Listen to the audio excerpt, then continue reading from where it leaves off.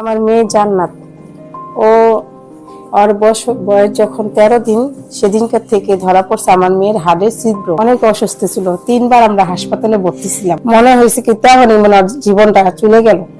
যেখানে ধরেন বড় ডাক্তারের কাছে নিয়ে গেলে তো অনেক টাকা পয়সা লাগবে, এখানে আমাদের দিকে যে সরকারি শিশু হাসপাতাল আছে এখানে নিয়ে যায়, হারা বলে আমরা ওকে কিছু করতে পারবো না, আপনি যদি বড় ডাক্তারের কাছে নিয়ে যান এখানে নিয়ে যায় করেন।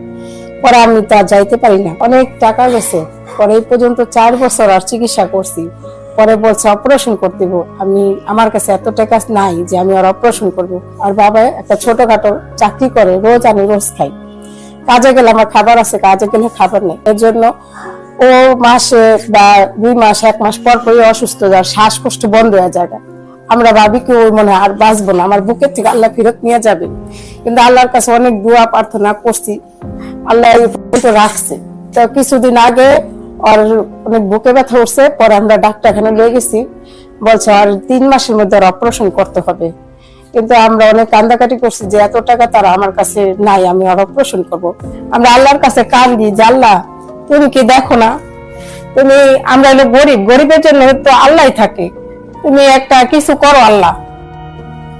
আমার বাচ্চা আইডি শিশু, ওই এখানে আমার এক প্রতিবেশী সে বলল যে আপনার বাচ্চা যেখানে আইডি শিশু, এখানে তো এই ডাক্তারের চিকিৎসা হয়, আপনারা তাদের জানালে আপনার বাচ্চার ট্রিটমেন্টটা হবে। তারপরে আমি তাদের সাথে সাথে যা বলছি যে আমার বাচ্চার এরকম হাড়ের ছিদ্র, ও কিছুদিন পর পরই অসুস্থ হয়ে যায়। এখন যদি আপনারা আমার চিকিৎসার চেষ্টা করতেন আমার বাচ্চাটার, তার জন্য তারা বলছে আপনারা কোনো টেনশন করেন না, আপনি আগে যান, আমরা আছি, আমরা আর দায়িত্ব আমরা নিব। পরে আমার মেয়ের চিকিৎসা করছে, আল্লাহ দিলে এখন অপারেশনে সাকসেস হয়েছে। আমার মেয়েরে তাদের মাধ্যমে আমার বুকে ফেরত দিছে, আল্লাহ আমার মেয়েরে সুস্থ রাখছে, এখনো অনেক সব দিকে সুস্থ। আমি মনে করি আল্লাহর তরফে একটা ফেরেশতা আমার পাঠাই দিছে, যা বলার বাইরে। আল্লাহর কাছে লাখ লাখ শুকর, হেরা যে আমার মেয়েরে আমার জীবন ভিক্ষা দিছে। আমার মেয়েরে অল্পেশন আজকে যদি নাই করতে আমার মেয়ে আমার বুকে ফিরে আসতো না।